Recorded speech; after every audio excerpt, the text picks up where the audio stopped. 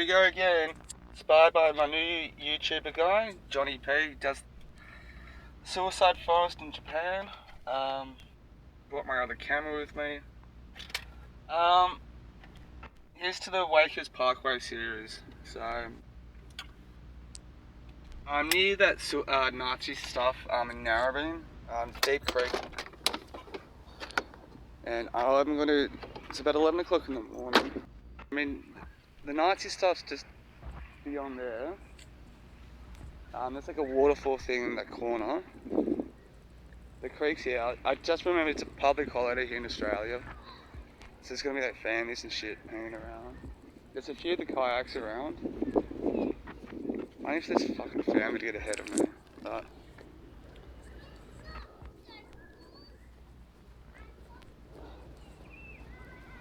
I have 3 kids. But anyway, we'll have a look at the kite. See a couple people kayaking.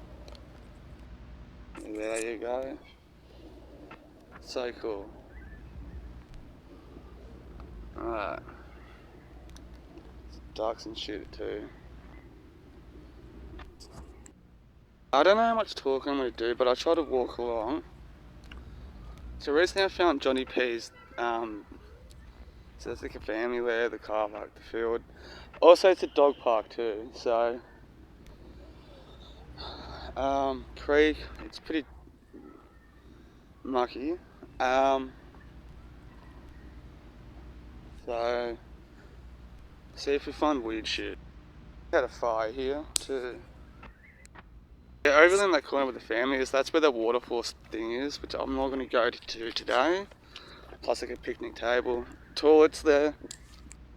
I know you can't see it, but it's like bush turkey over there, so what's happening? So here's the creek.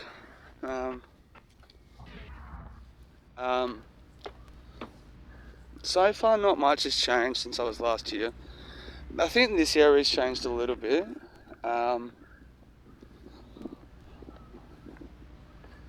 Here, which I'm not going to go to today. Oh, it's alright. Yep. So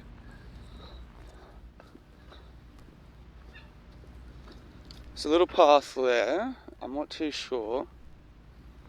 I'm wearing sneakers, but not the proper sneakers I should have been wearing. Ah, okay, see, up here's the Nazi stuff.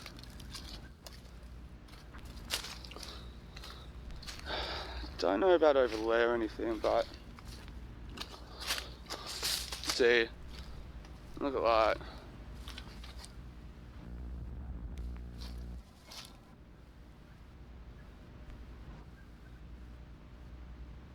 This is the communist stuff. I know you can't see it properly, but there's the eagles.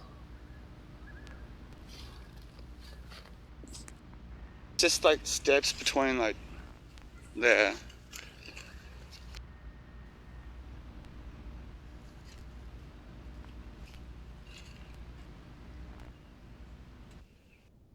If memory I watched a YouTube video researching this stuff. If memory's serving me properly, not up here, but up here, there's like a remnant of something else. So there's water all up.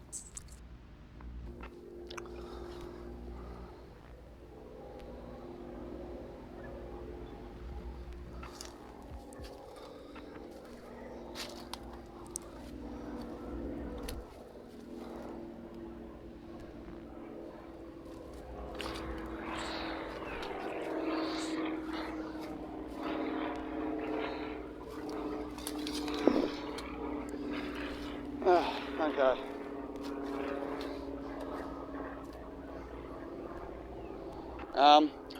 That Nazi stuff is just down there. I just walked up one of the paths. The path obviously continues uphill. Now with this,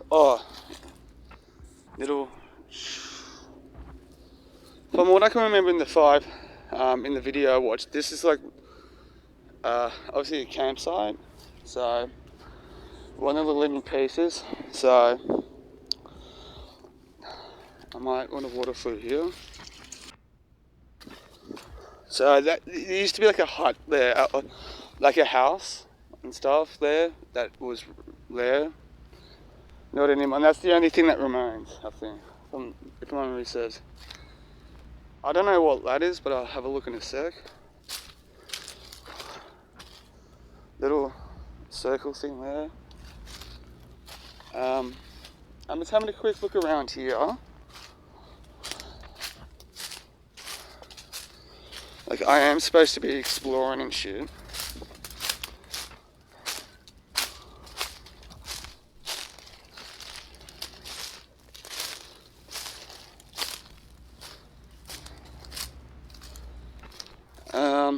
Okay, see these rocks up here. It's where the Nazi stuff is below.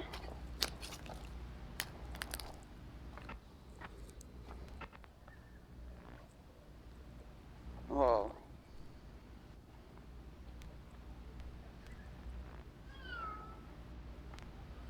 The creek is down there, so you'll be able to hear voices and stuff. I've never been up here before, so I just gotta be wary of that. Fuck knows how many snakes are up here too, but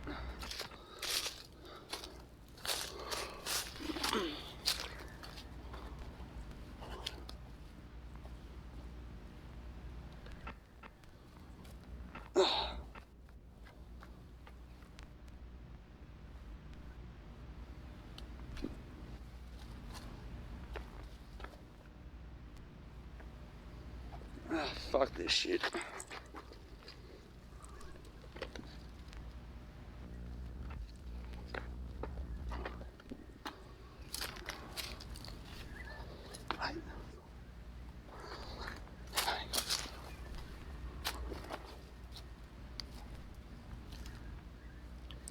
This green stuff that I'm walking on, it's actually quite soft, so.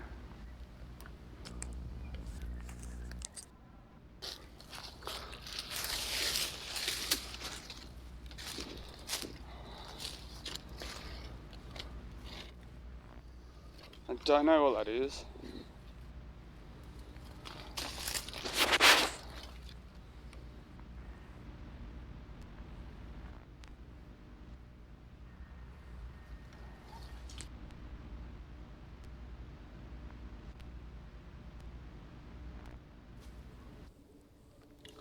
Now, I'm not good at explaining shit like this, so I'm not. I can't be so, Deep Creek Reserve Narrabeen Nazi Camp. Just YouTube that or Google that, you'll find better videos for that. I can't be fucked going up that way, maybe one day, but I'm gonna head down and man the flatlands. So there's always bits and pieces you can find, so cool history. So check it out, fireplace.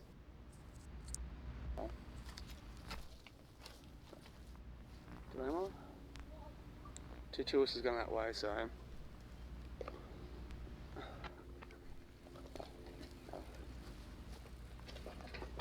there you go.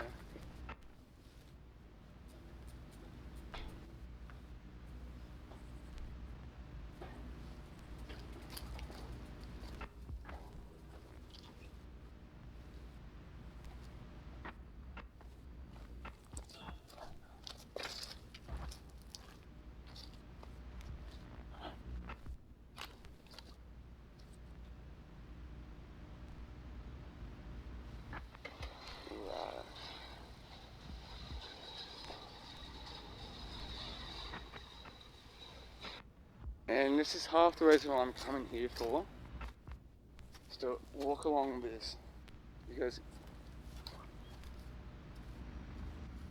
so I'm just checking it out. Since I'm new, I am going to stick to the main trail, so this is like the second time I'm actually here, so I don't know it that well. But if I knew it well, I wouldn't be here. So,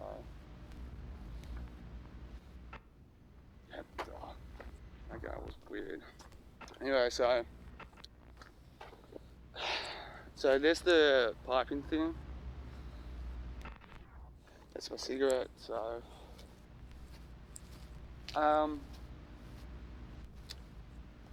it's pretty populated now because I kind of just realised the first time I was here was no one was around, so so I don't know how well I'll be capturing things here, but so I'm sure it'll be a good location for the film stuff, but maybe going off trail a bit would help out. But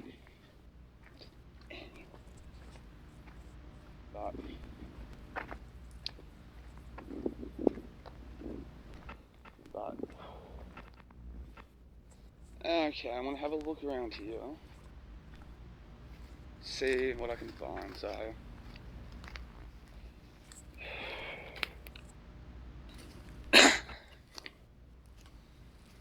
So obviously this is a regrowth area.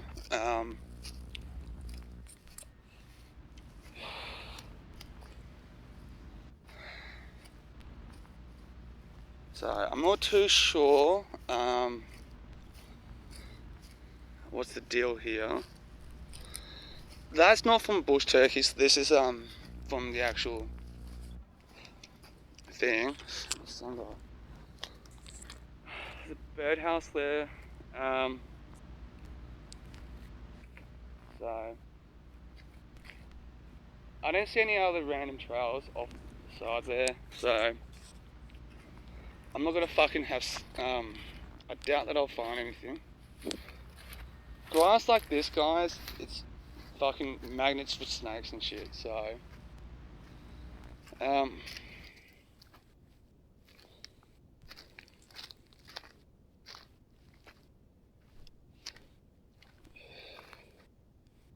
only off track here just in case if I see anything like the backdrop there, so which I don't. But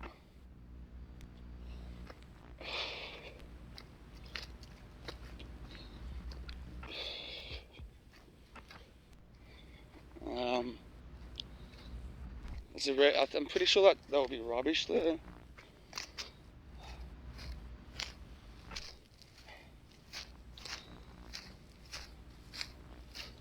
Yeah, that's rubbish.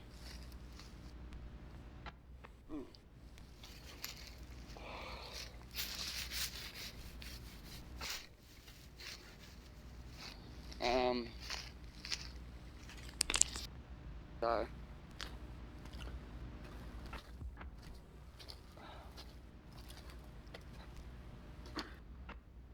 nothing. So there's the pipe thing there. I can't remember where I kind of went to last time, but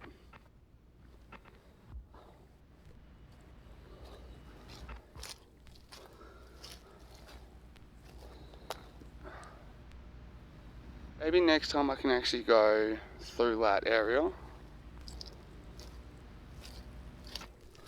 But for now, I'm going to stick to the past just to help myself know this, while keeping an eye out on the other side.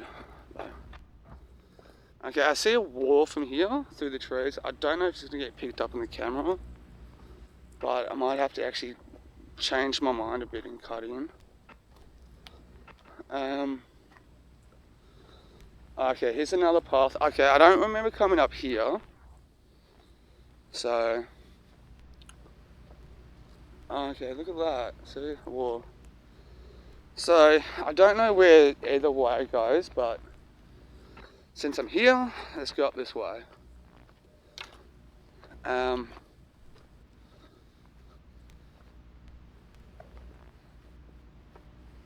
Okay,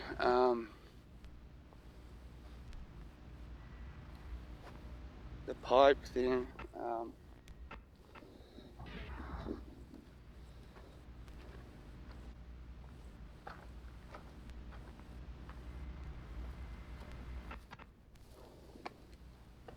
That's metal.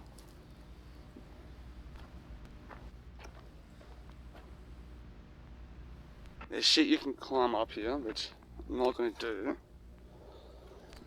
The path leads down here, so I don't know, maybe that's, yeah, the tunnel to get the pipe thing in. I think this goes up, connects to the other path that I didn't take. This one, well.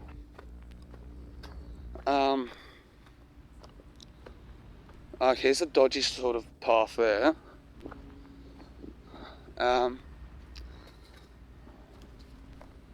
So I still don't see anything through the woods there.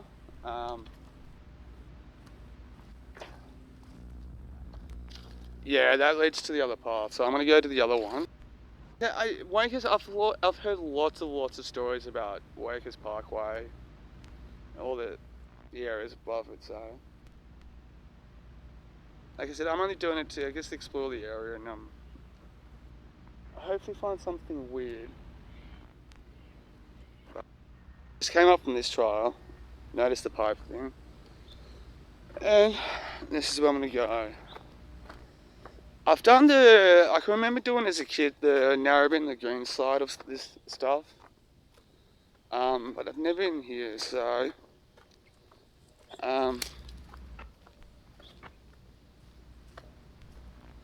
okay, so here, Garigal National Park.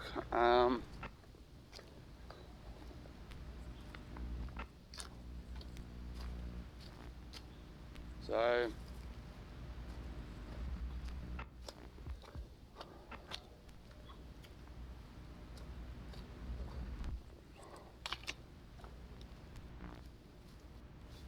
oh.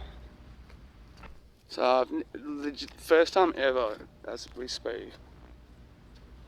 So, I wonder what's up there. This fucking uphill, so that's the thing that's turning me off initially, because I'm fucking lazy. But, okay, I know it might not look like much, but that's a path there.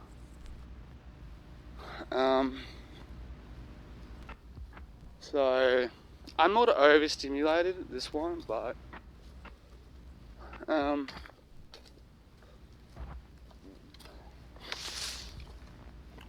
I didn't even fucking look at a map before I got here too.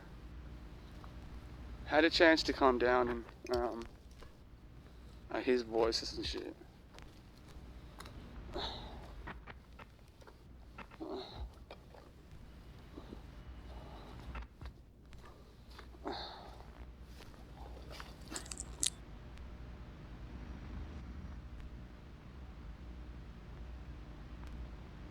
The ladies walking, so I didn't want them on film, so it's out in public, but still, it's not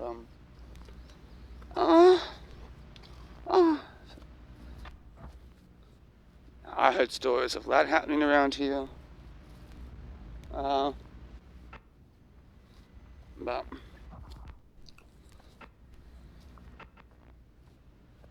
also, guys, yeah, Australia's got snakes and shit like that, but you're more likely to get hit by a car.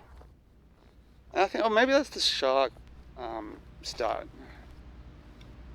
No. See, that seems like a wetlands and shit over there. But I haven't seen any more walking tracks. Yeah, but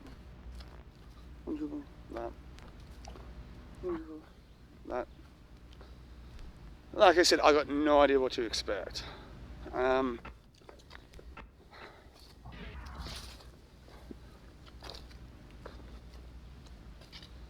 wish they would have put like a map on, like at the start, just in case. Like a public map. But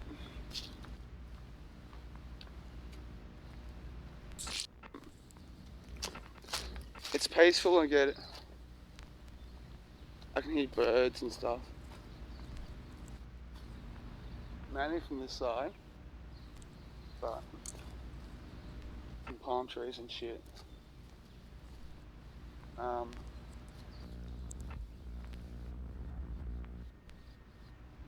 There's got to be people living deep somewhere. No rubbish too. It's just realised that too. I haven't seen any rubbish. No empty bottles of empty bottles of soft drinks or chip packets.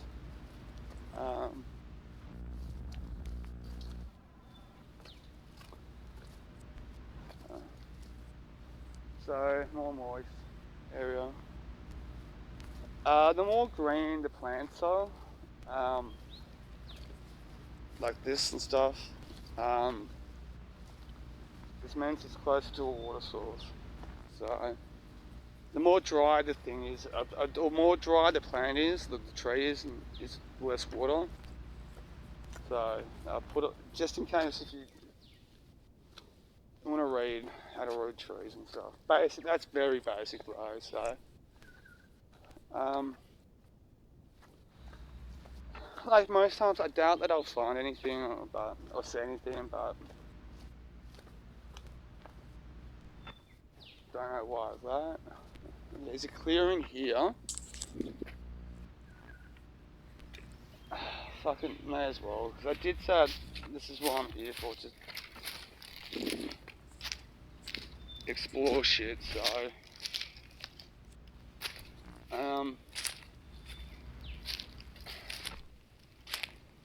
probably see a snake if I'm not careful as well.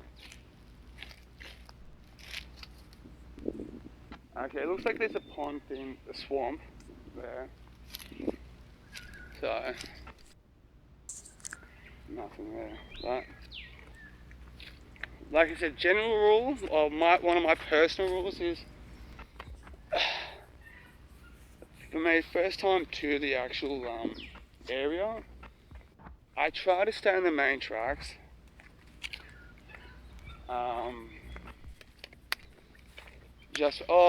And like I said, near a water source. I'll finish my point. So when it's the first time here, I try to stay to the main tracks instead of going offshoot.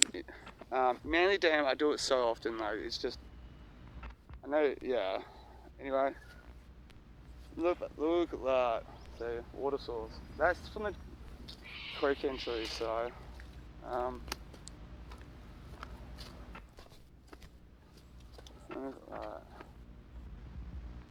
So, best to climb under. When you're short, you can do stuff like that. This is a creek, so just if you want to know what kind of body of water this is.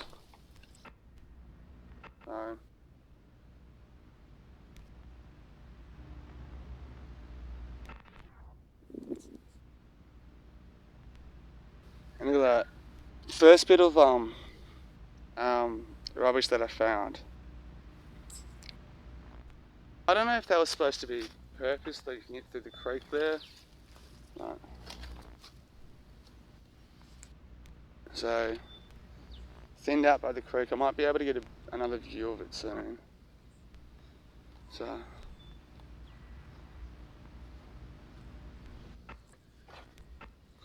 I don't know about this. To be honest, I feel kind of stupid. Like drive past here all the time.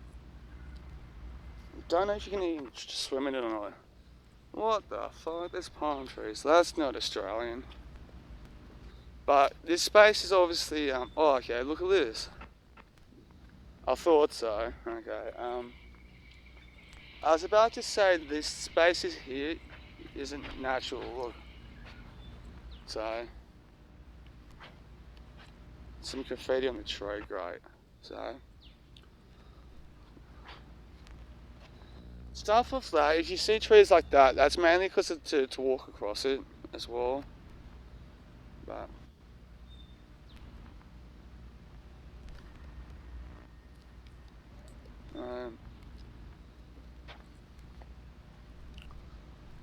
And I saw a bit of rubbish over here. Some socks.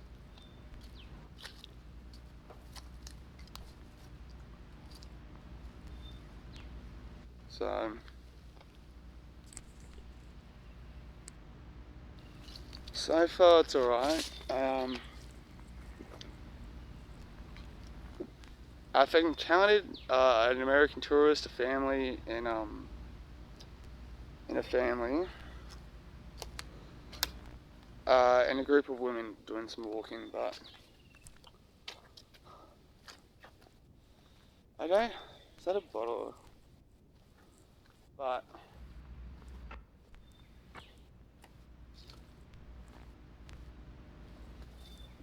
so I don't know where the sand came in from, but how the fuck would they even get it down here?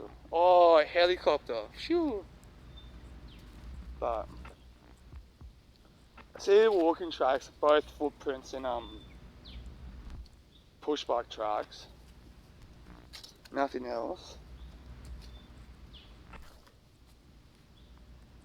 No animals either. I don't. Yeah, so I don't know if dogs are allowed here or not. But okay, so it kind of cuts through. Oh, glass. No, that could be. It's good. Maybe this palm tree area seems to be like a little rest area, maybe for shade and stuff. So that's what palm trees are good for.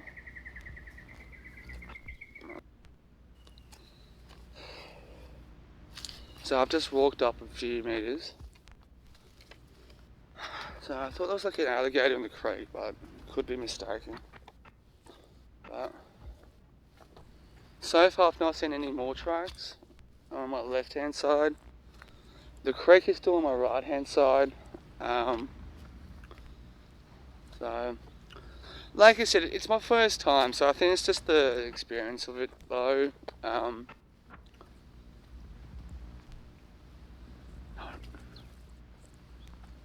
Rather than, oh, look at this. So, okay. That has to be leading into something as well. But, so.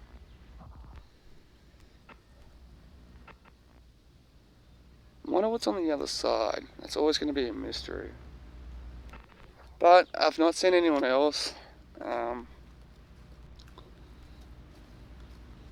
Again, I didn't think this through, so I got to take in consideration walking back. So, no, not here. I should have pulled the camera out, but there was like fish in the creek. So, before, back there. None here, so.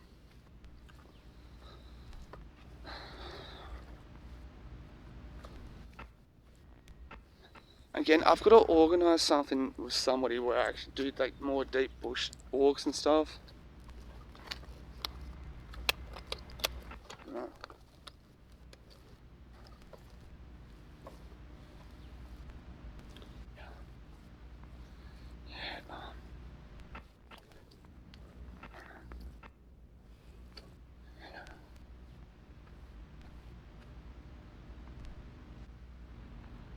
Right.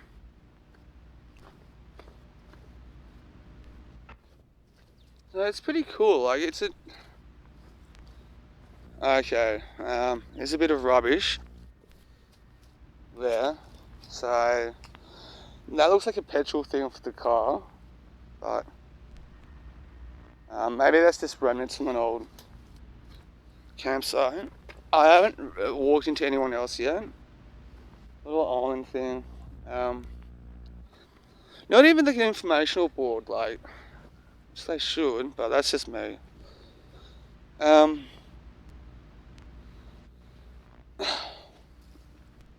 'Cause I didn't think about how long I should actually stay on the track for, but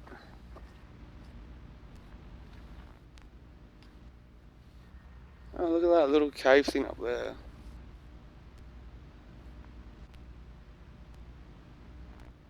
Oh.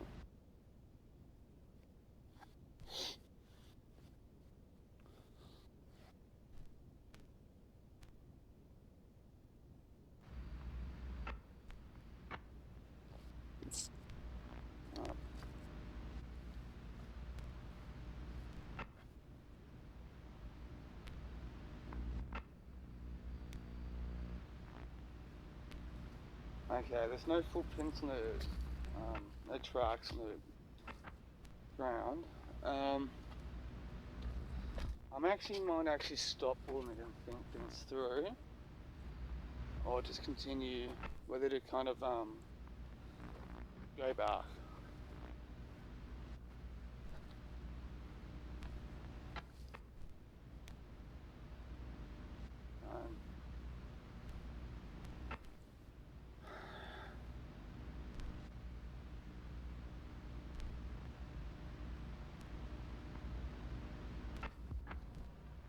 Oh.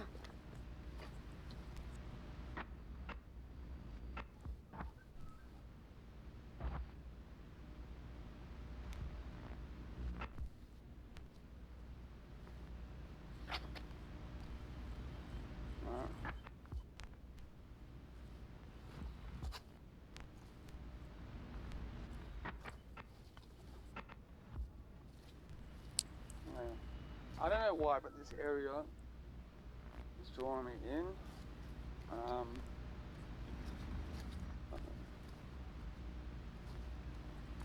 Just throwing it out there. Trust me, I'm no explorer, even though fucking hills and shit.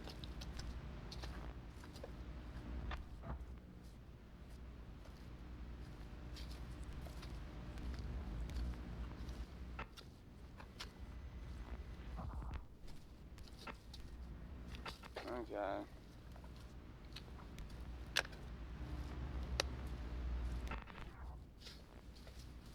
Might have to stop.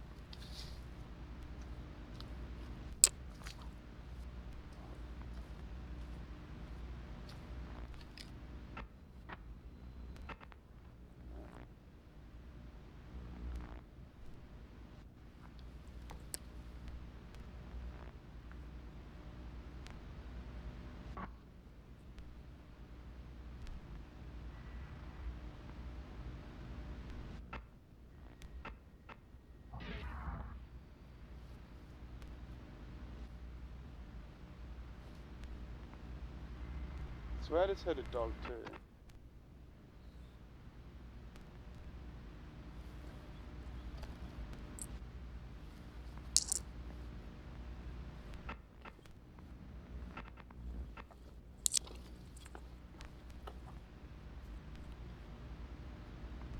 Right. Oh, 4 and 3. What?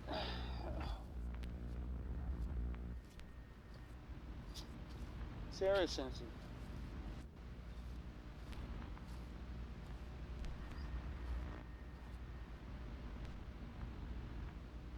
Sarah seems to draw me into.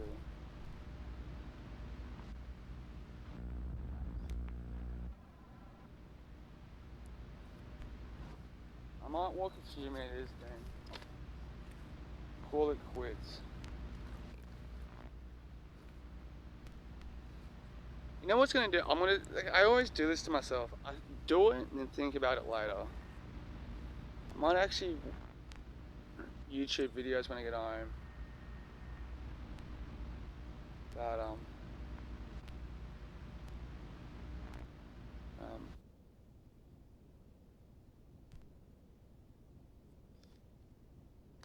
so if there's any like videos on this. So it's Garigal National Park, I think it's called.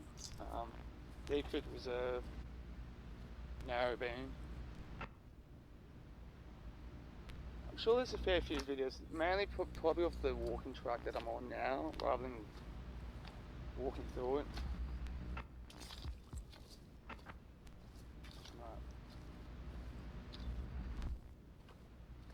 It's good exercise though, like at least I'm recording it, not fucking. It's beautiful. When you go in a bit, you hear the birds a lot.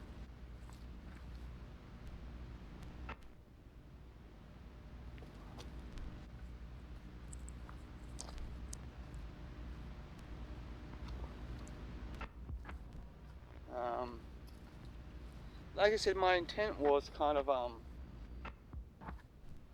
find weird stuff. I shouldn't say that. Yes, it's to find weird stuff, but I guess scouting it out first, which is I guess what I'm doing now. There's a little tree that's fallen. It doesn't cross the tree.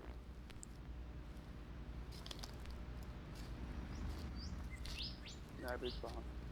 No birds. Nobody's behind me.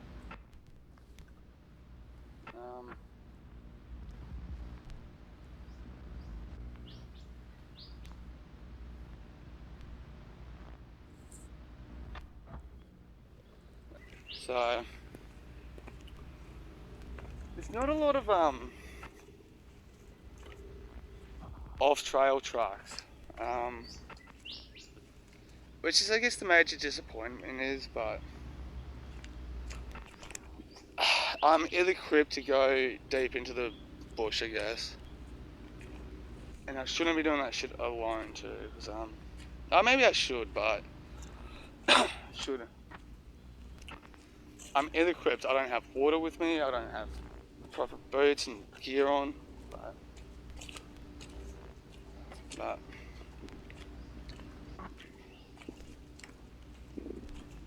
I'm walking next to a little pretty area, which I'll put on camera in a moment.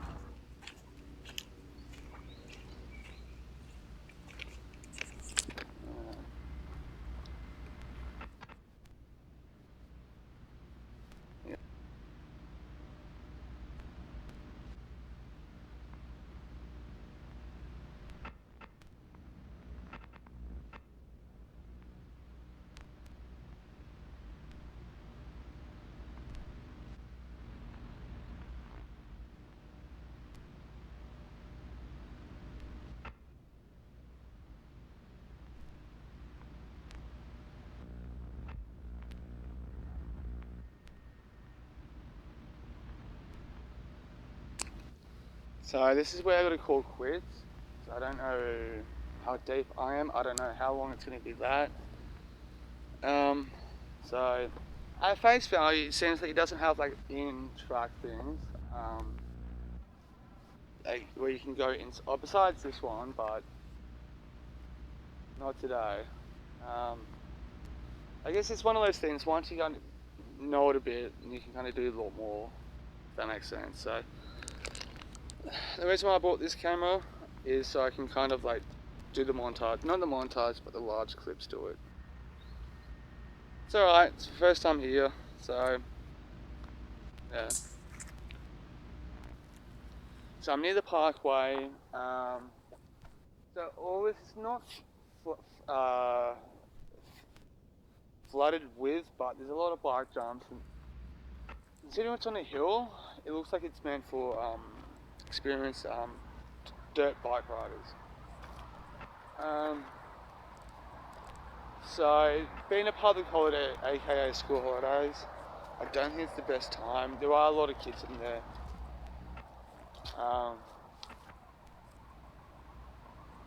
But Wayfest Parkway.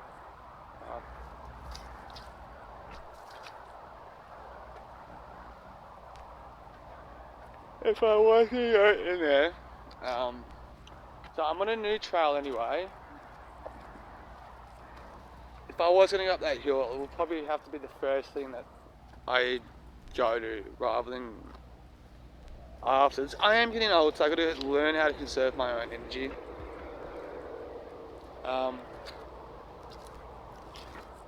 So, like I said, I don't know how much weird shit that I'll be able to find, considering that it looks pretty well used.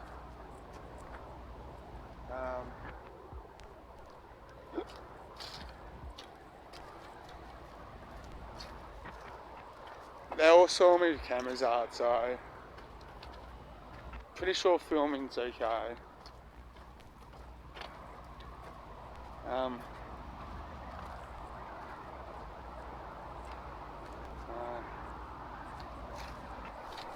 I've not been up here, so have a look. Yeah, it's well used by bikers and stuff.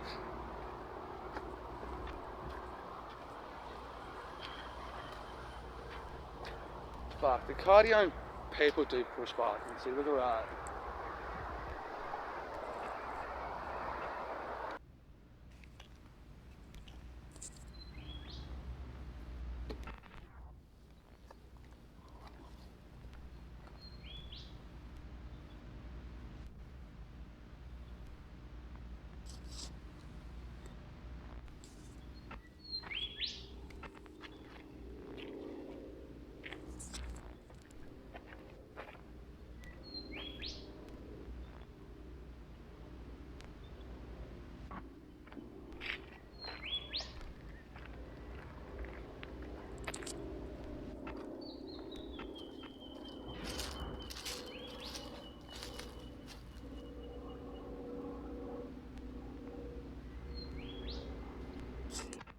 Can't spend much time in there. There's a bunch of kids and stuff.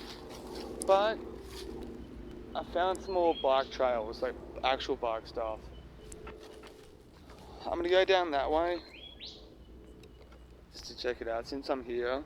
Yeah, there's about 3 kids or teenagers that. So it's mainly for like dirt bikes and stuff, or bush bikes, mountain bikes, whatever. And yeah, check it out. Mount Narrow Trails. So what you want to look at.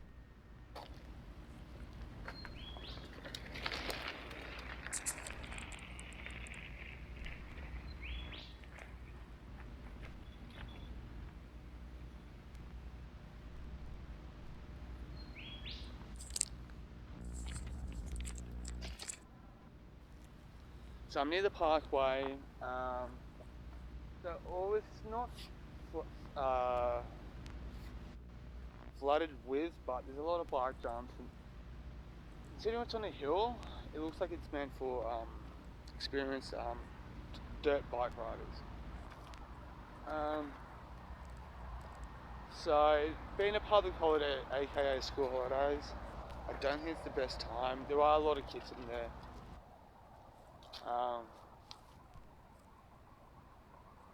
But Wakehurst Parkway.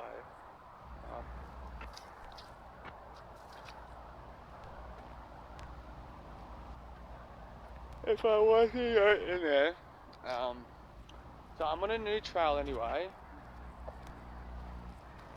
If I was going to go up that hill, it would probably have to be the first thing that I go to rather than afterwards. I am getting old, so I got to learn how to conserve my own energy.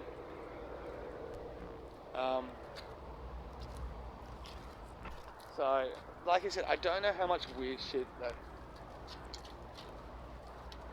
I'll be able to find, considering that it looks pretty well used.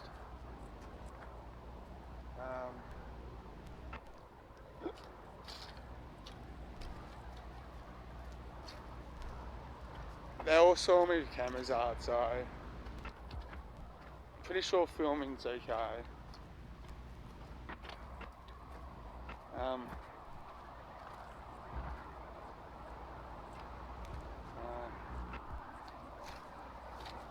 I've not been up here, so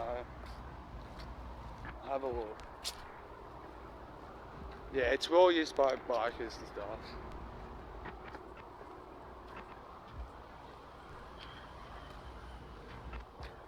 Fuck, the cardio people do push bike. See, look at that.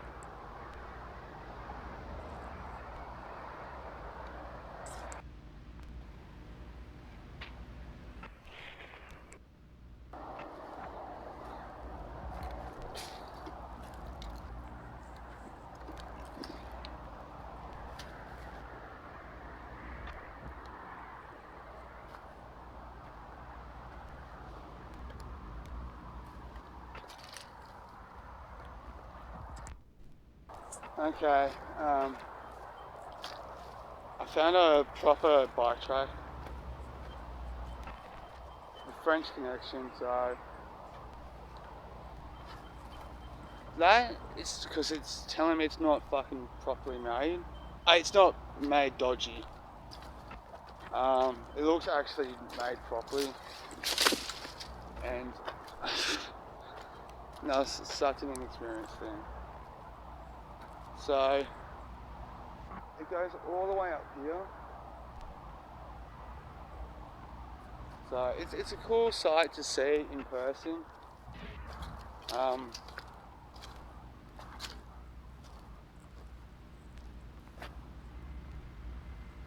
Trust me, the council's onto this, so it's one of these things for me. Like I see it all the time, so I probably won't. Like it's look if it's kind of made dodgy or if it was made underground, different story.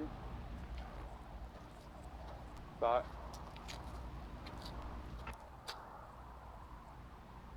like considering it's done properly, it's the council will be onto it. There's another track here.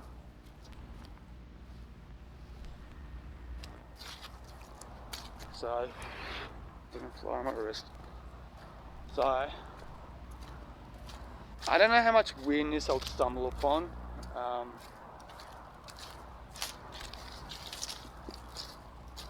Reminder, this is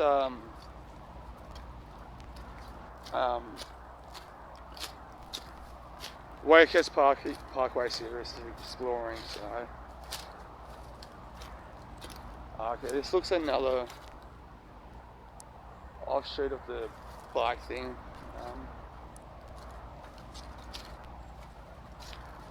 What had happened, this probably bike track probably would have started at something underground. Then the council got onto it.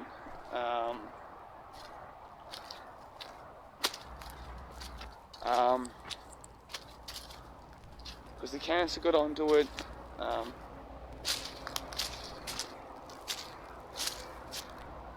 Any sort of fringeness or whatever has probably lost itself in the process. Corporate. But I'm looking around anyway. See a parked car on the side? Oh, okay, yeah, I know where we are now. So, hang on. That's the second time in... Fuck. What happened?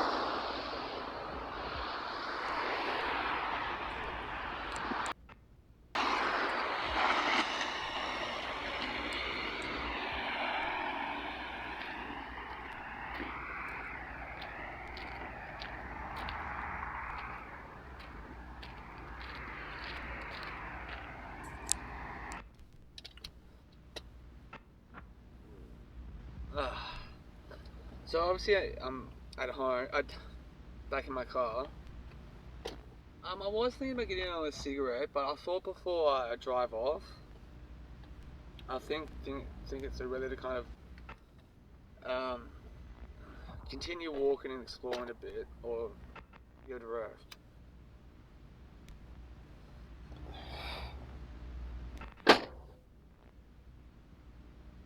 The wind, sorry.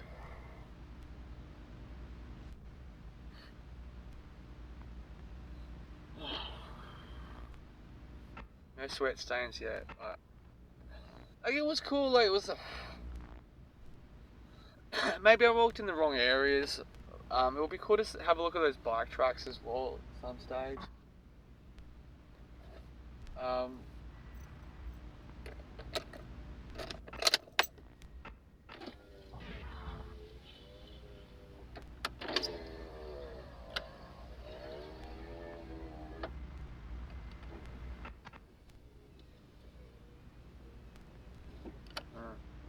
Good. Maybe I thought there would be more trails we can like walk in a bit, but like I said, it's my first proper, not proper, but look around. I didn't know where else. I stopped because I didn't know how long it was going to take, like, where I was and stuff, and so there's another reason and stuff, but to stop.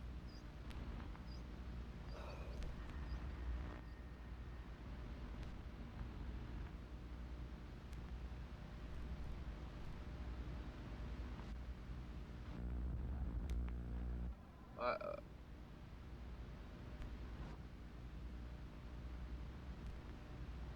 but you know, who knows? So heaps of people, not a few, not heaps, but a few. People walking around. So just exploring. 'Cause like I said, I've heard heaps of weird shit that happens around the parkway. So maybe that's why I was like stopped to think about looking at it. But tonight I'm going to do another film shoot. Hopefully sum something up.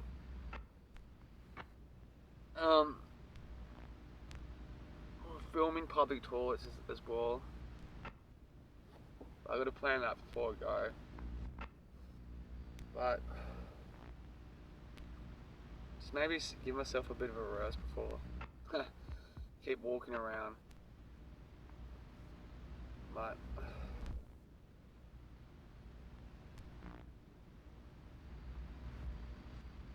I just saw nothing weird, so it's a new discovery for me. It's clean as well. Like there was like one bit of rubbish that I found. It's pretty good.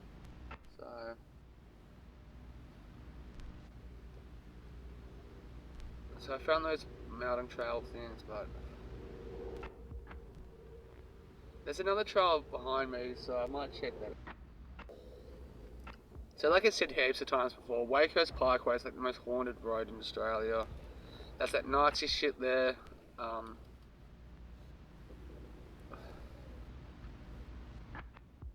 So heaps of tracks, I reckon. I just haven't explored it for myself. So this is his YouTube channel, Johnny P. He spells it with one N, so you know he's been exploring that suicide for, and I've been watching a lot of his videos lately.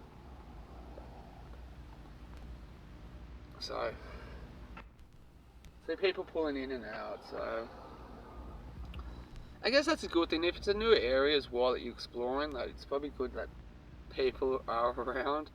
You can go help. But and like I said, I am looking for weird shit. Anything Pacific, I don't know. But you know, it's just the way I like doing it.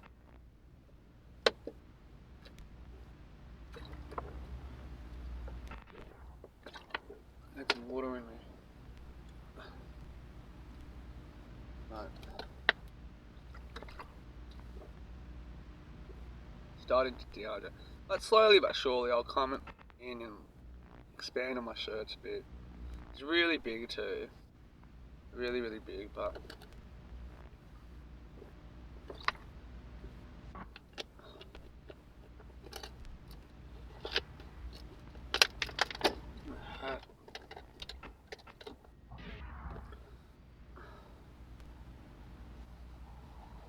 no, I'm not gonna wear my hat. I will bring my sunglasses. So I don't know what this hill is called.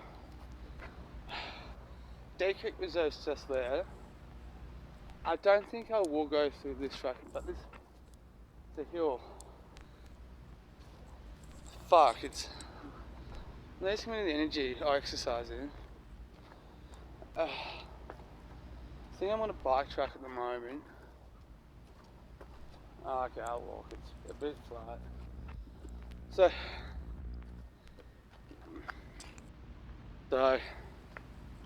obviously it's coming a bit to an end to my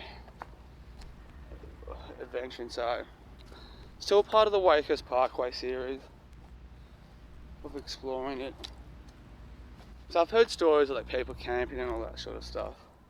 Living here, gypsies, homeless people, travellers.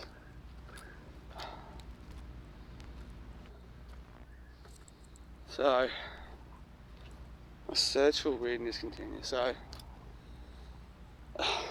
I'll go here until I've got to go uphill a bit more, which is looks like it's starting now. But never been here before. Okay, the uphill doesn't seem that much, so I've never been here before, I don't know what to expect. I'm just sticking to the main trails at the moment, just because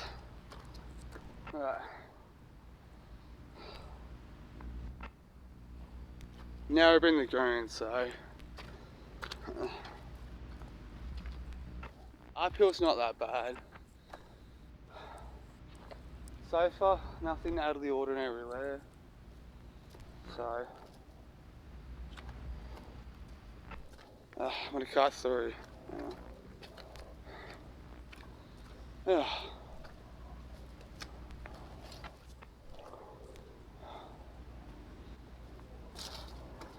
Looks fucking pretty.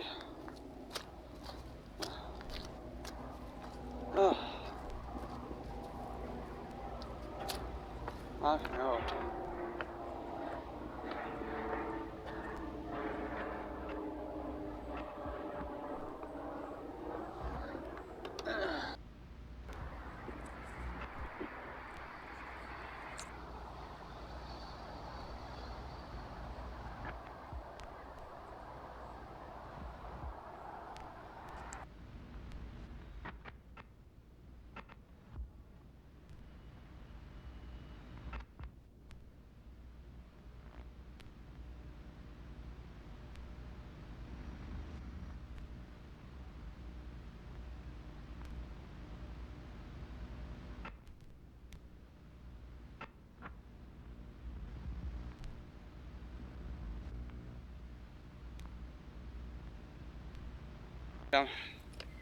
First steep hill, but fucking tired and I'm not going up there. So down to head down is that way. There's another trail we can go have a look at, but let's go. Without further ado, I'd like to bring Chris Hedges back to the stage. I didn't really want to write another book on war. My first one, War is a Force That Gives Us Meaning, was not cathartic. Was extremely difficult to cope with and process. But the kind of sickening euphoria over the war in Ukraine raised the familiar bile. And so I have this book here.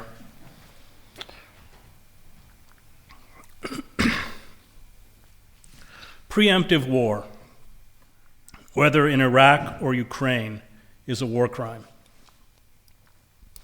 It does not matter if the war is launched on the basis of lies and fabrications, as was the case in Iraq, or because of the breaking of a series of agreements with Russia, including the promise by Washington not to extend NATO beyond the borders of a unified Germany, not to deploy thousands of NATO troops in Eastern Europe, not to meddle in the internal affairs of nations on Russia's border, and the refusal to implement the Minsk II peace agreement. This provocation, which includes establishing a NATO missile base 100 miles from Russia's border, was foolish and highly irresponsible. It never made geopolitical sense. The invasion of Ukraine would, I expect, never have happened if these promises had been kept. Russia has every right to feel threatened, betrayed, and angry. But to understand is not to condone. The invasion of Ukraine under post-Nuremberg laws is a criminal war of aggression.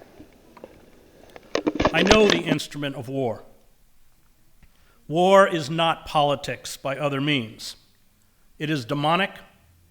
I spent 2 decades as a war correspondent in Central America, the Middle East, Africa, and the Balkans, where I covered the wars in Bosnia and Kosovo. I carry within me the ghosts of dozens of those swallowed up in the violence, including my close friend, Reuters correspondent Kurt Schork, who was killed in an ambush in Sierra Leone with another friend, Miguel Gil Moreno. I know the chaos and disorientation of war, the constant uncertainty and confusion. In a firefight, you are only aware of what is happening a few feet around you. You desperately and not always successfully struggle to figure out where the firing is coming from in the hopes you can avoid being hit. I have felt the helplessness and the paralyzing fear, which years later descend on me like a freight train in the middle of the night, leaving me wrapped in coils of terror, my heart racing, my body dripping with sweat. I have heard the wails of those convulsed by grief as they clutch the bodies of friends and family, including children. I hear them still. It does not matter the language: Spanish, Arabic, Hebrew, Dinka, Serbo-Croatian, Albanian, Ukrainian, Russian. Death cuts through the linguistic barriers. I know what wounds look like: legs blown off, heads imploded into a bloody, pulpy mass, gaping holes in stomachs, pools of blood, cries of the dying, sometimes for their mothers, and the smell of death, the supreme sacrifice made for flies and maggots. I was beaten by Iraqi and Saudi secret police. I was taken prisoner by the Contras in Nicaragua, who radioed back to their base in Honduras to see if they should kill me, and again in Basra after the first Gulf War, never knowing if I would be executed, under constant guard, and often without food, drinking out of mud puddles. The primary lesson in war is that we, as distinct individuals, do not matter. We become numbers, fodder, objects. Life, once precious and sacred, becomes meaningless, sacrificed to the insatiable appetite of Mars. No one in wartime is exempt. We were expendable, Eugene Sledge wrote of his experiences as a Marine in the South Pacific in World War II. It was difficult to accept. We come from a nation and a culture that values life and the individual. To find oneself in a situation where your life seems of little value is the ultimate in loneliness. It is a humbling experience. The landscape of war is hallucinogenic. It defies comprehension. You have no concept of time in a firefight, a few minutes, a few hours. War in an instant obliterates homes and communities, all that was once familiar, and leaves behind smoldering ruins and a trauma that you carry for the rest of your life. You cannot comprehend what you see. I have tasted enough of war, enough of my own fear.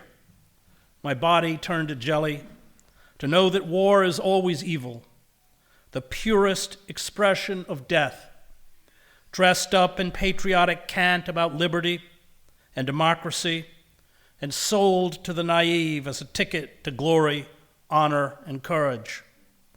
It is a toxic and seductive elixir.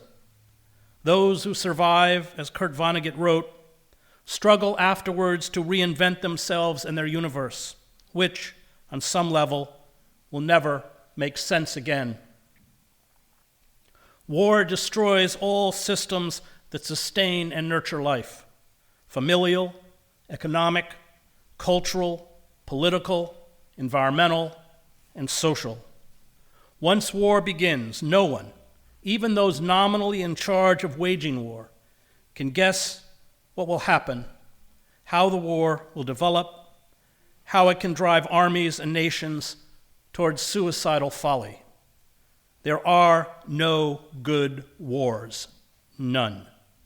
And this includes World War II, which has been sanitized and mythologized to mendaciously celebrate American heroism, purity, and goodness. If truth is the first casualty in war, ambiguity is the second. The bellicose rhetoric embraced and amplified by the American press, demonizing Vladimir Putin and elevating the Ukrainians to the status of demigods, demanding more robust military intervention, along with the crippling sanctions meant to bring down Putin's government, is infantile and dangerous.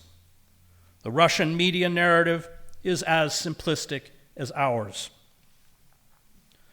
There were no discussions about pacifism in the basements in Sarajevo when we were being hit with hundreds of Serbian shells a day and under constant sniper fire. It made sense to defend the city. It made sense to kill or be killed. The Bosnian Serb soldiers in the Drina Valley, Vukovar, and Srebrenica had amply demonstrated their capacity for murderous rampages, including the gunning down of hundreds of soldiers and civilians and the wholesale rape of women and girls.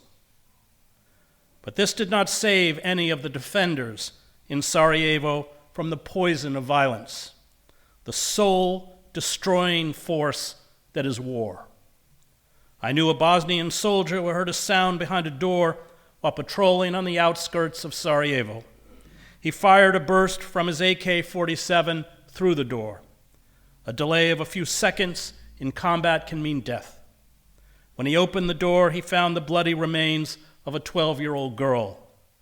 His daughter was 12. He never recovered. Only the autocrats and politicians who dream of empire and global hegemony, of the godlike power that comes with wielding armies, warplanes, and fleets, along with the merchants of death, whose business floods countries with weapons, profit from war. The expansion of NATO into Eastern Europe has earned Lockheed Martin, Raytheon, General Dynamics, Boeing, Northrop Grumman, Analytic Services, Huntington Ingalls, Humana, BAE Systems, and L3 Harris billions in profits. The stoking of conflict in Ukraine will earn them billions more. The European Union has allocated hundreds of millions of euros to purchase weapons for Ukraine. Germany will almost triple its own defense budget for 2023. The Biden administration has asked Congress to provide over $50 billion to Ukraine in weapons and aid. The permanent war economy operates outside the laws of supply and demand. It is the root of the 2-decade-long quagmire in the Middle East, and it is the root of the conflict with Moscow. The merchants of death are satanic. The more corpses they produce, the more their bank accounts swell. They will cash in on this conflict, one that now flirts with nuclear holocaust. The same cabal of war-mongering pundits, foreign policy specialists, and government officials year after year, decade after decade, smugly dodge responsibility for the military fiascos they orchestrate. They are protean, shifting adroitly with the political winds, moving from the Republican Party to the Democratic Party and then back again, mutating from cold warriors to neocons to liberal interventionists. Pseudo-intellectuals, they exude a cloying Ivy League snobbery as they sell perpetual fear and a racist worldview where the lesser breeds of the earth only understand violence. They are pimps of war, puppets of the Pentagon, a state within a state, and the defense contractors who lavishly fund their think tanks, Project for the New American Century, American Enterprise Institute, Foreign Policy, Initiative, Institute for the Study of War, Atlantic Council, and Brookings Institution. Like some mutant strain of an antibiotic-resistant bacteria, they cannot be vanquished. It does not matter how wrong they are, how absurd their theories, how many times they lie or denigrate other cultures and societies as uncivilized, or how many murderous military interventions go bad. They are immovable props, the parasitic mandarins of power that are vomited up in the dying days of any empire, including ours, leaping from one self-defeating catastrophe to the next.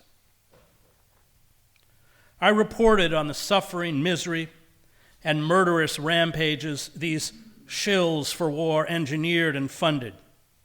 My first encounter with them was in Central America.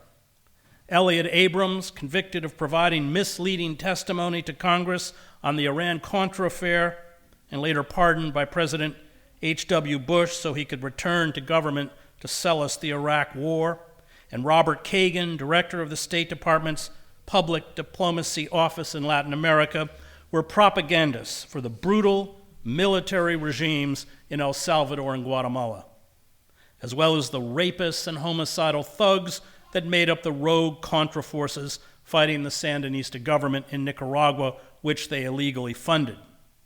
Their job was to discredit our reporting. They and their coterie of fellow war lovers went on to push for the expansion of NATO in Central and Eastern Europe. They are cheerleaders for the apartheid state of Israel, justifying its war crimes against Palestinians and myopically conflating Israel's interests with our own. They advocated for airstrikes in Serbia, calling for the U.S. to, quote, take out Slobodan Milosevic. They were the authors of the policy to invade Afghanistan, Iraq, Syria, and Libya. Robert Kagan and William Kristol, with their typical cluelessness, wrote in April 2002 that, quote, the road that leads to real security and peace is the road that runs through Baghdad. We saw how that worked out.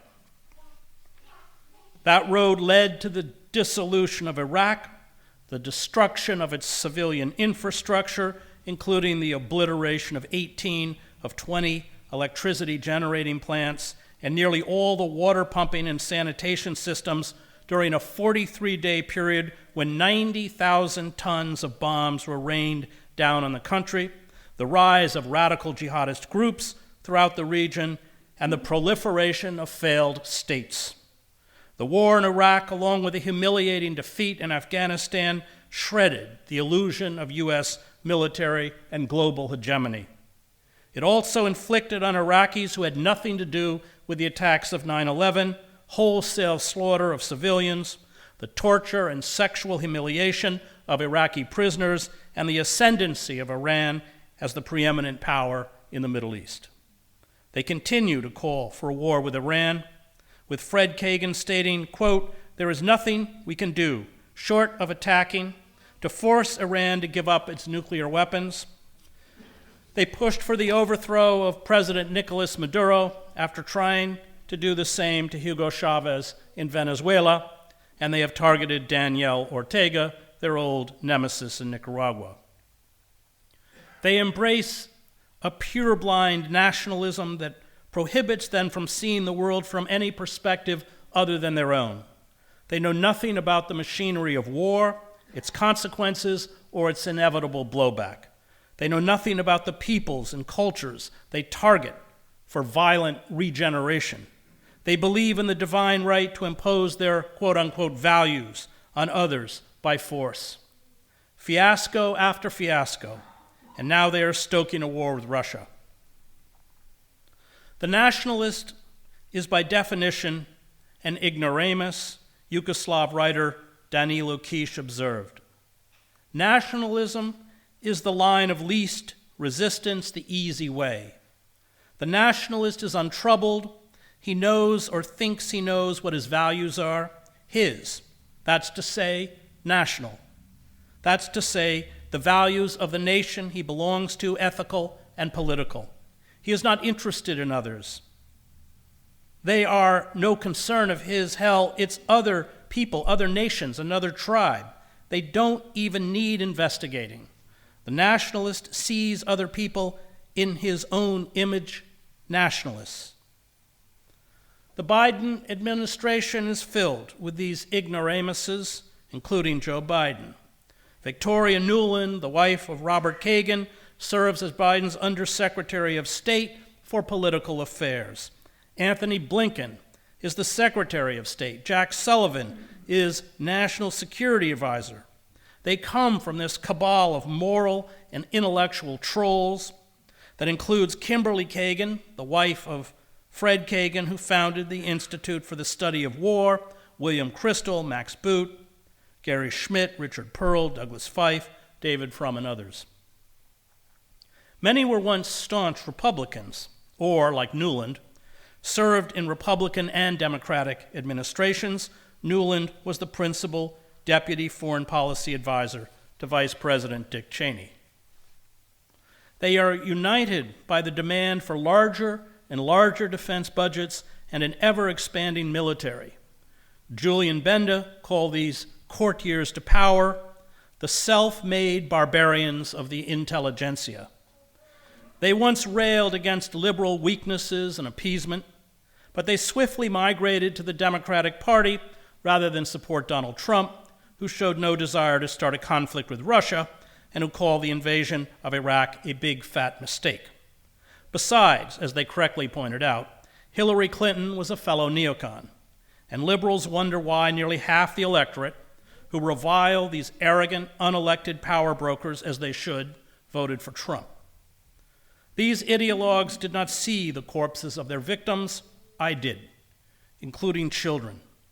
Every dead body I stood over in Guatemala, El Salvador, Nicaragua, Gaza, Iraq, Sudan, Yemen, or Kosovo, month after month, year after year, exposed their moral bankruptcy, their intellectual dishonesty, and their sick bloodlust. They did not serve in the military. Their children do not serve in the military.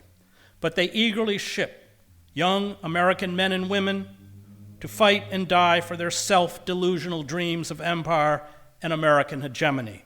Or, as in Ukraine, they provide the weaponry and logistical support so Ukrainians and Russians can bleed in perpetuity.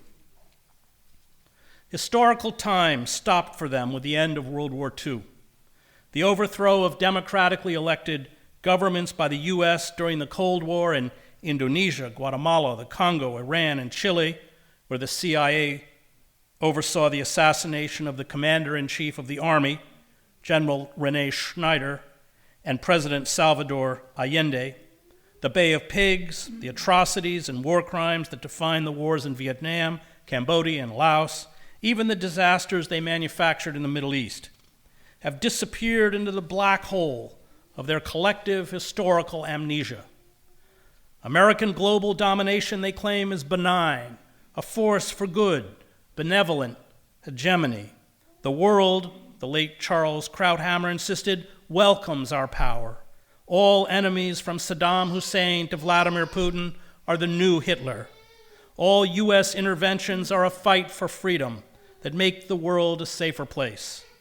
All refusals to bomb and occupy another country are a 1938 Munich moment, a pathetic retreat from confronting evil by the new Neville Chamberlain.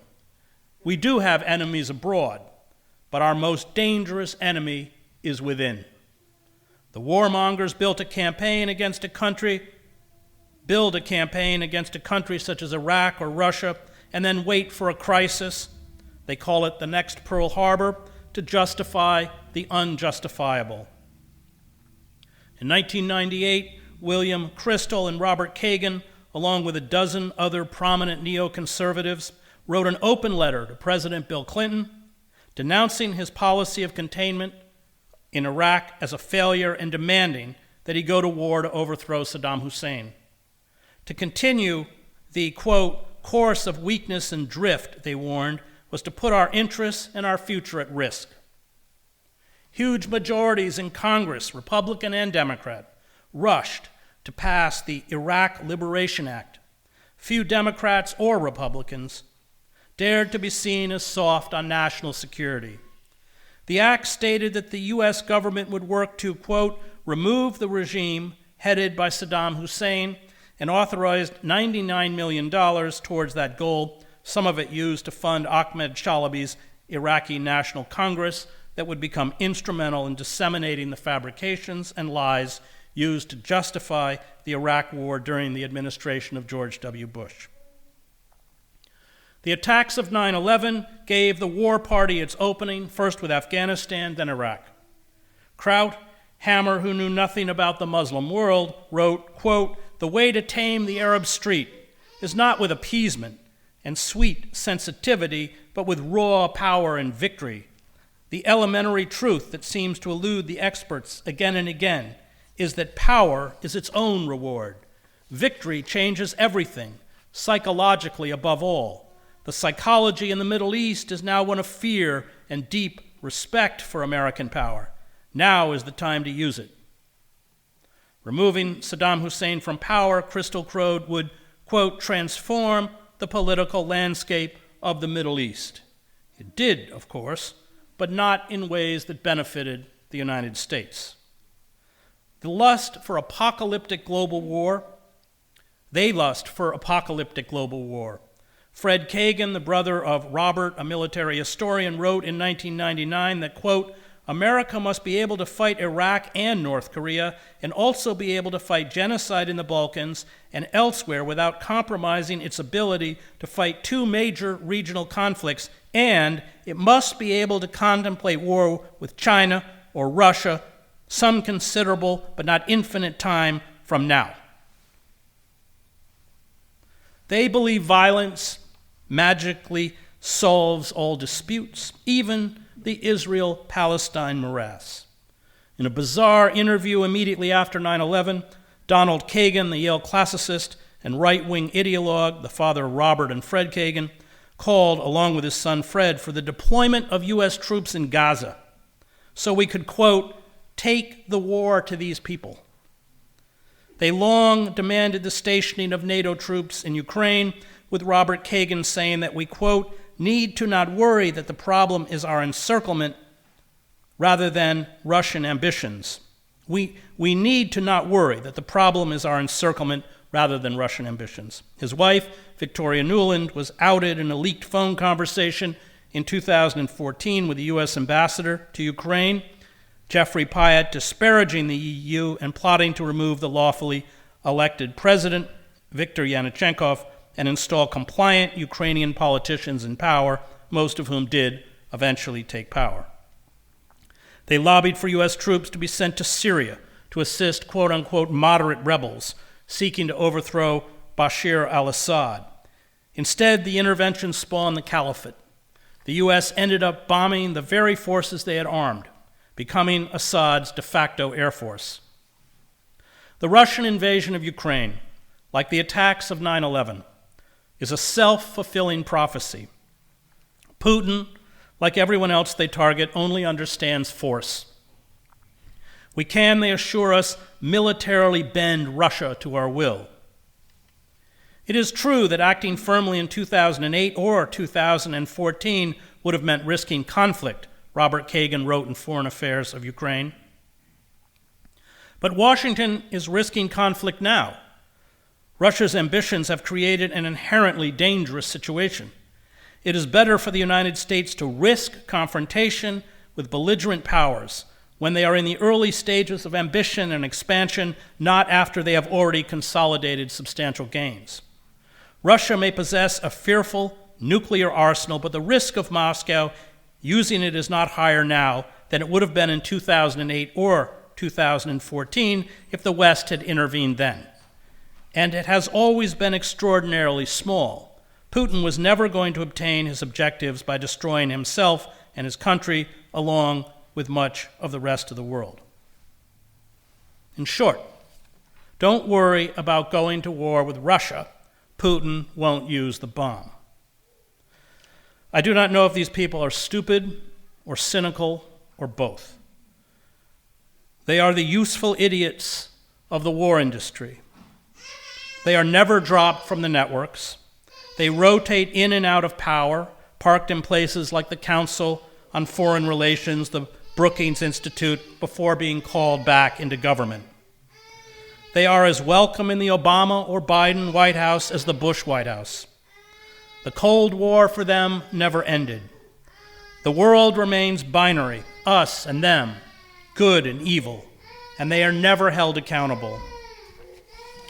When one military intervention goes up in flames, they are ready to promote the next. These Dr. Strangeloves, if we don't stop them, will terminate life as we know it on the planet.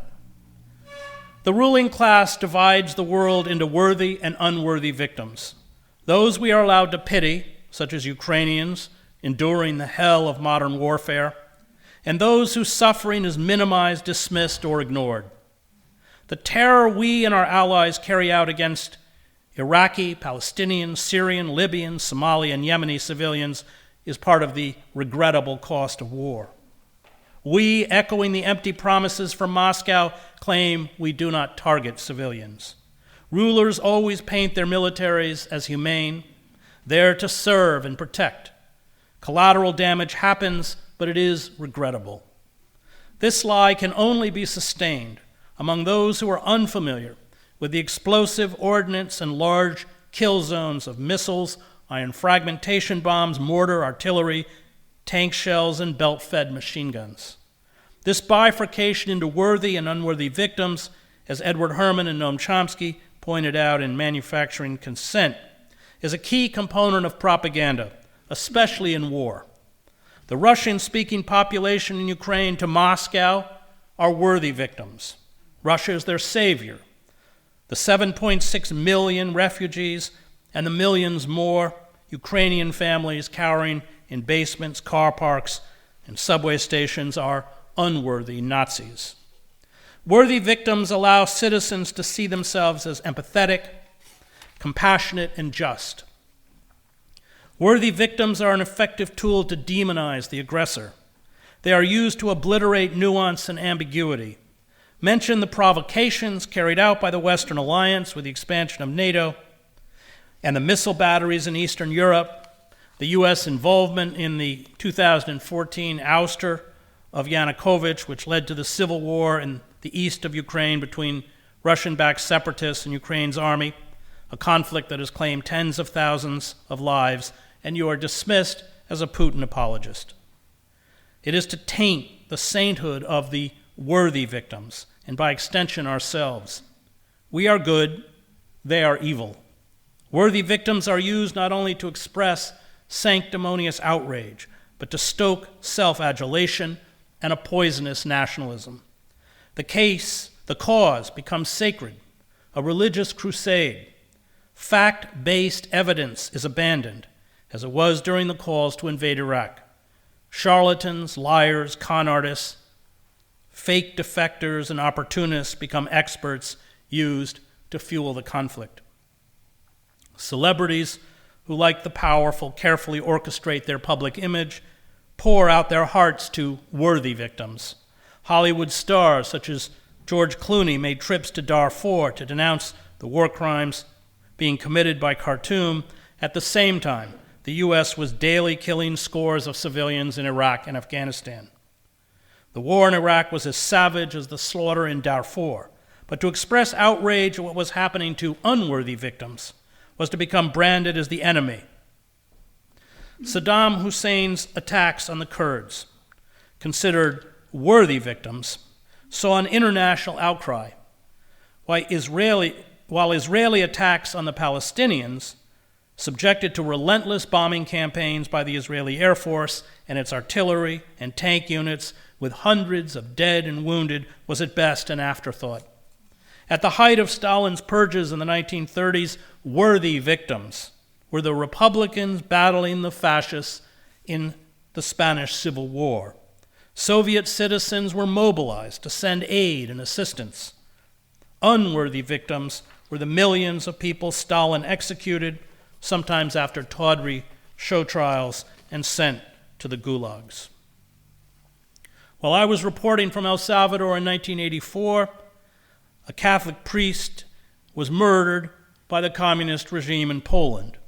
His death was used to excoriate the Polish communist government, a stark contrast to the response of the Reagan administration to the rape and murder of 4 Catholic missionaries in 1980 in El Salvador by the Salvadoran National Guard.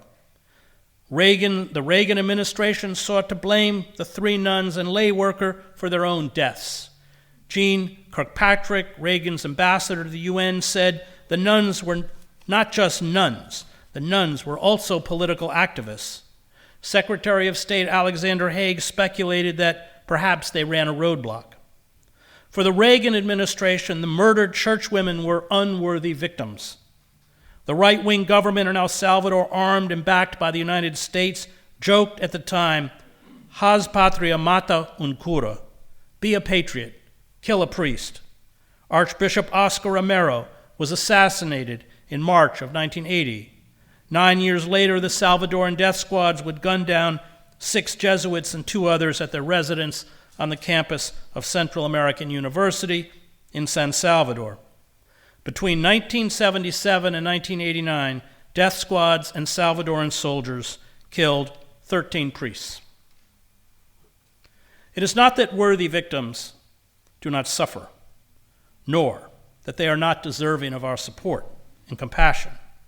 It is that worthy victims alone are rendered human, people like us. Unworthy victims are not. It helps, of course, when, as in Ukraine, they are white, but the missionaries murdered in El Salvador were also white and American, and yet it was not enough to shake U.S. support for the country's military regime. The mass media never explain why Andrei Sakharov is worthy and Jose Luis Macera, he's a brilliant Uruguayan mathematician who was imprisoned, is unworthy. The attention and general dichotomization occur naturally as a result of the working of the filters, but the result is the same as if a commissar had instructed the media, concentrate on the victims of enemy powers and forget about the victims of friends. Reports of the abuses of worthy victims not only pass through the filters, they may also become the basis of sustained propaganda campaigns. If the government or corporate community and the media feel that a story is useful as well as dramatic, they focus on it intensively and use it to enlighten the public. This was true, for example, of the shooting down by the Soviets of the Korean airliner KAL-007 in early September 1983. 269 passengers and crew were killed. An extended campaign of denigration of an official enemy and greatly advanced the Reagan administration's arms plans. As Bernard Wertzman noted complacently in the New York Times, August 31st, 1984, U.S. officials assert that worldwide criticism of the Soviet handling of the crisis has strengthened the United States in its relations with Moscow. In sharp contrast, the shooting down by Israel of a Libyan civilian airliner in February 1973, 108 civilians were killed, left no outcry in the West, no denunciations of cold-blooded murder, no boycott. This difference in treatment was explained by the New York Times precisely on the grounds of utility in a 1973 editorial.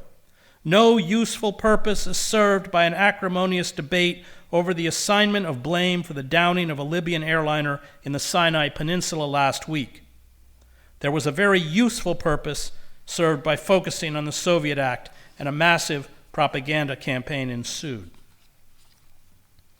It is impossible to hold those responsible for war crimes accountable if worthy victims are deserving of justice and unworthy victims are not. If Russia should be crippled with sanctions for invading Ukraine, which I believe it should, the United States should have been crippled with sanctions for invading Iraq, a war launched on lies and fabrications. Imagine if America's largest banks, J.P. Morgan, Chase, Citibank, Bank of America, Wells Fargo, were, like Russian banks, cut off from the international banking system. Imagine if our oligarchs, Jeff Bezos, Jamie Dimon, Bill Gates, Elon Musk, who are certainly as venal as Russian oligarchs, had their assets frozen and estates and luxury yachts seized. Bezos' yacht, by the way, is the largest in the world. It cost $500 million, and it is 57 feet longer than a football field.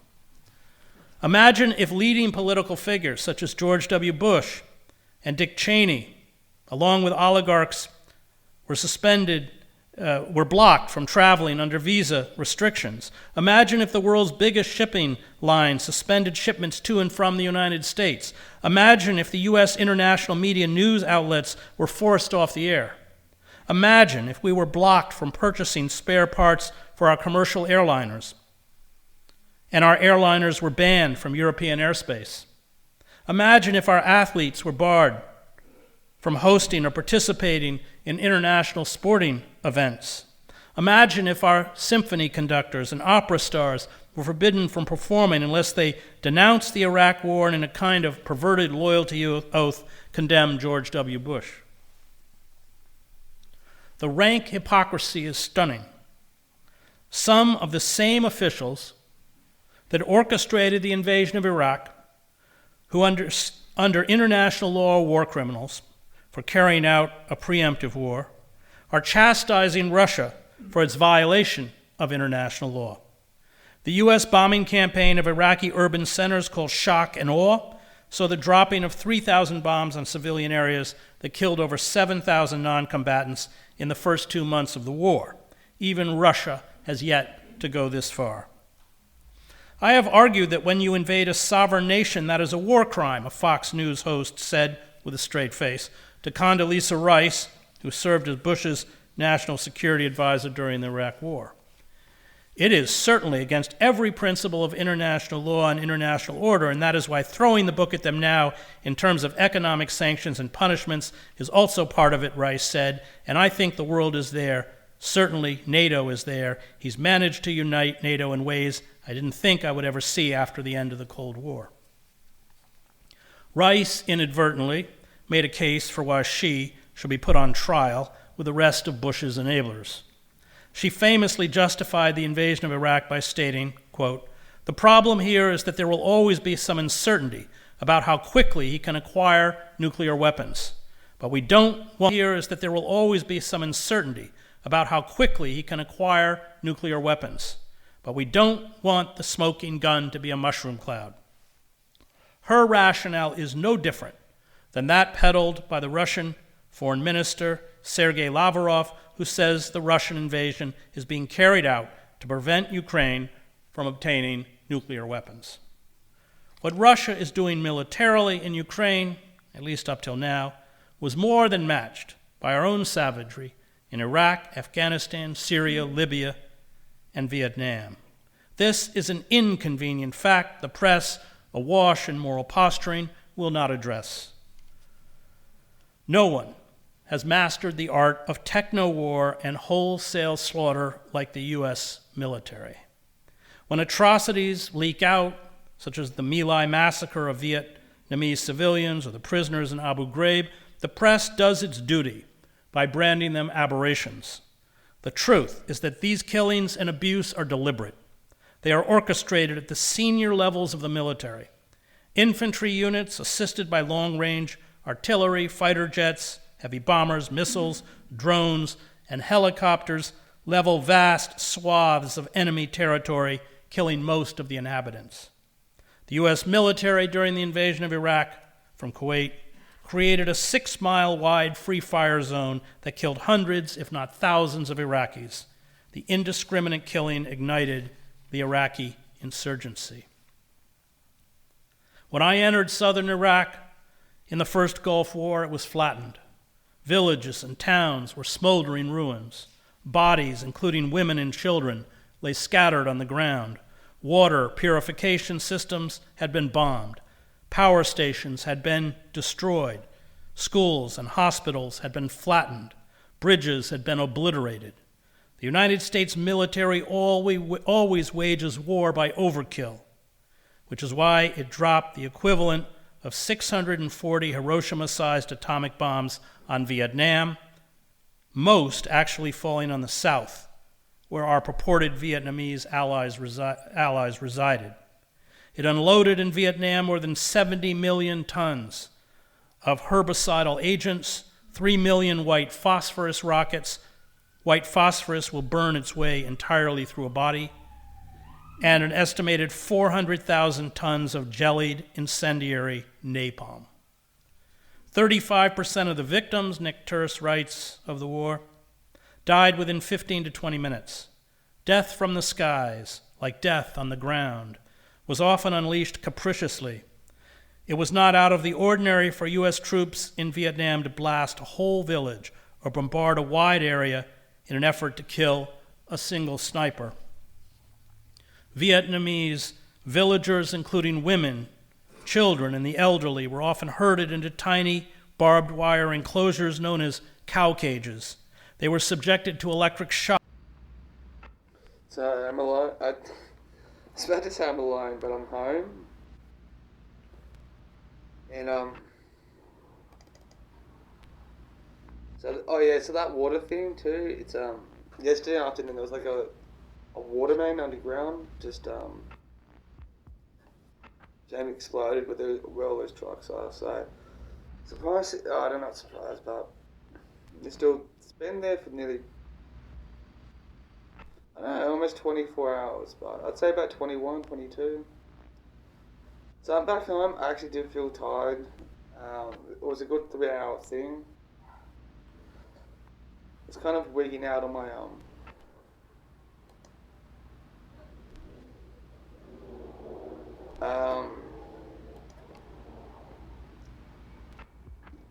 yeah, my payslip hasn't gone through. If my payslip hasn't gone through, if my pay is not coming through.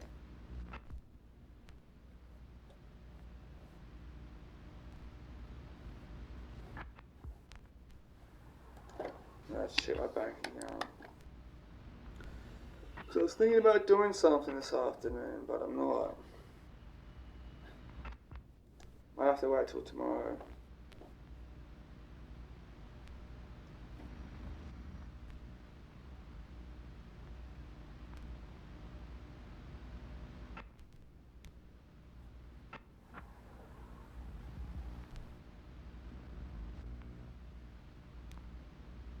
Yeah, that means my pay hasn't gone through.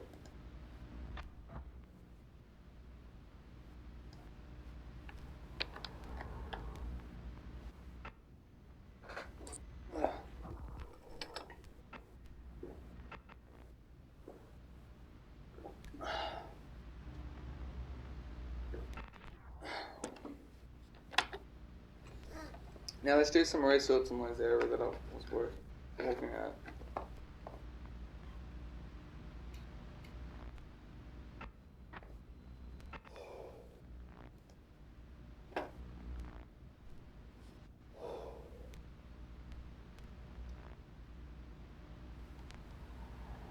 Deep Creek as well.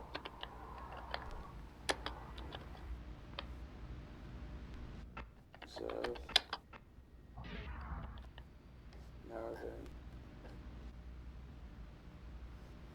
yeah, bandits in there. The fuck is that? Yeah.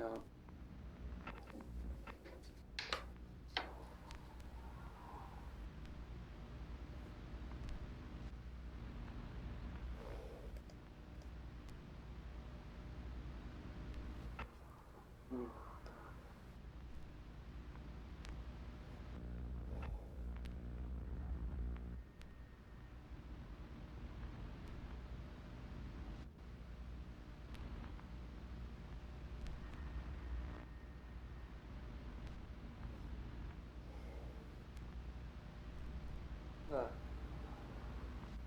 I'm watching a video about that.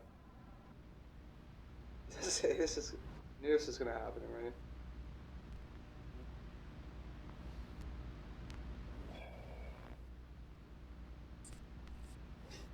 Okay. When I was on that bridge and got down the bottom of the steps, on the other side, I had the left or right options. I turned right, but this guy's turning left. So I'm gonna find this abandoned cement works thing. Let's see where he takes me.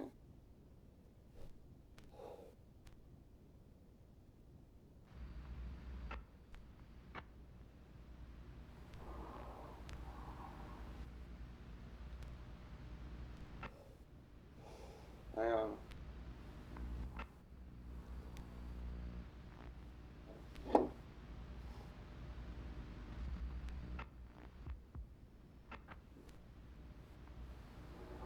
I've been to the spot before. Hang on.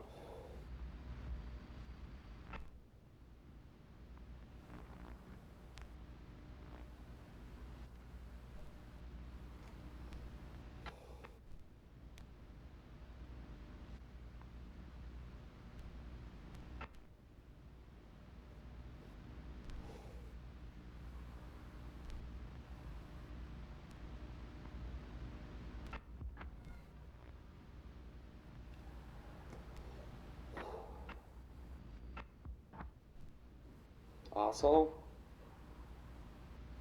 Oh, you gotta go up a hill. Oh, okay.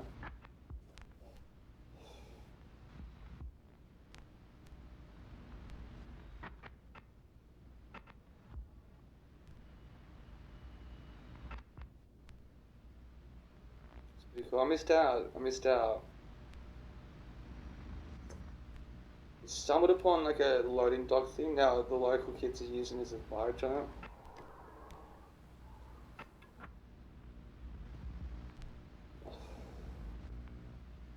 Okay, detail off the truck.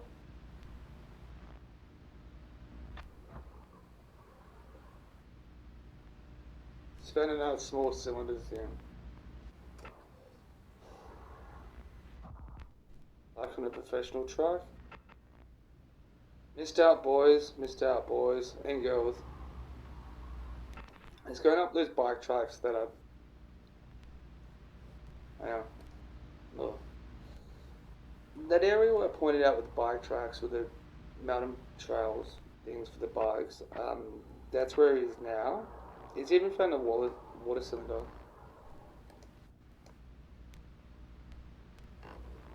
Mm.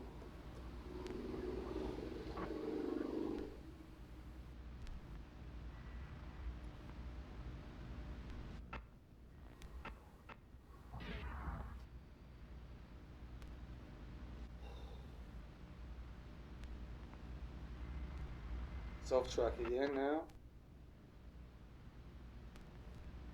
It's found the old foundations to a building.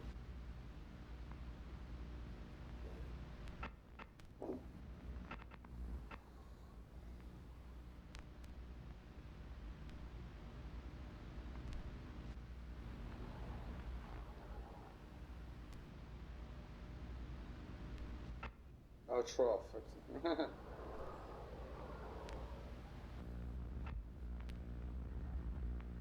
Man, not muddled down. It's on top of a hill. How could it be down?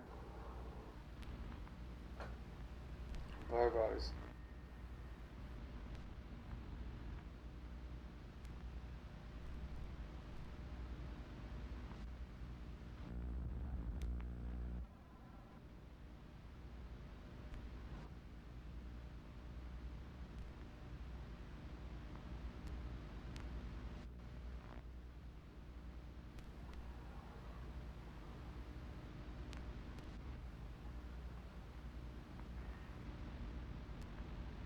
Cement works great.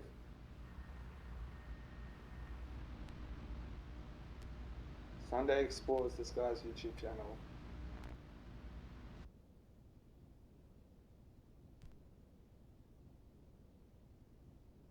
Yeah.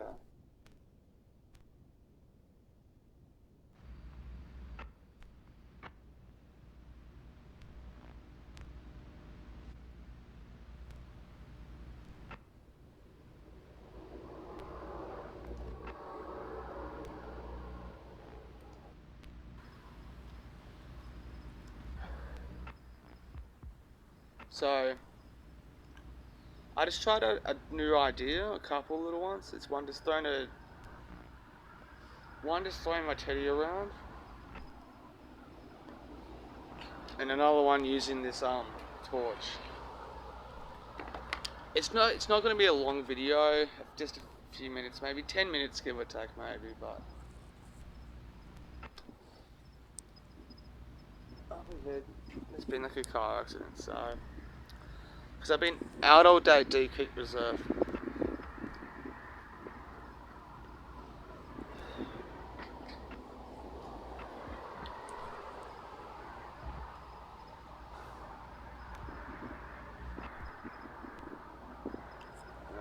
Since I've been out all day at Narrabeen, I'm just so tired from walking around.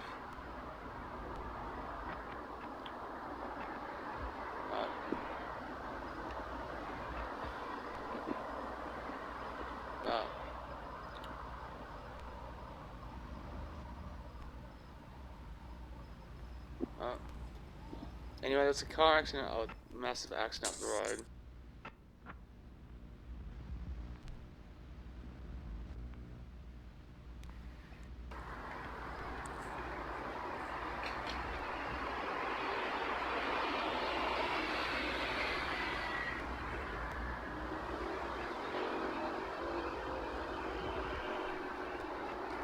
So I'm kind of chilling out, giving my second YouTube idea a go, picking up some random spot and just sitting there for a while.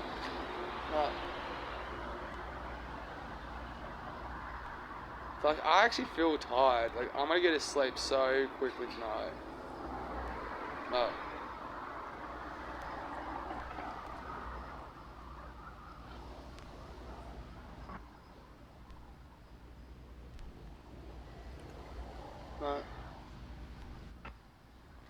I don't know if I'll say anything weird. Honestly, it would just be a bunch of people driving past.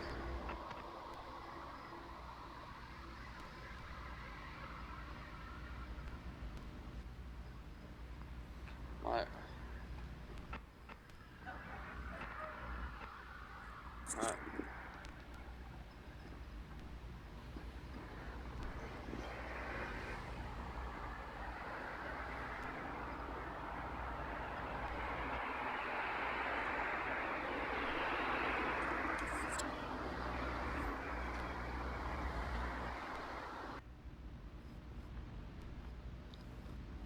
Couple of kids walking past. So with that, up the road, apparently a motorcycle was, I think, died or is at best critical condition. So the cops doing some investigating.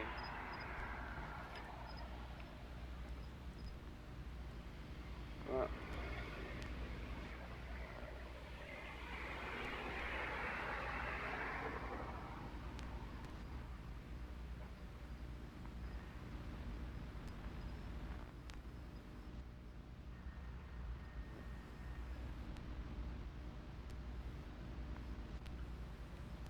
It's fucking tired.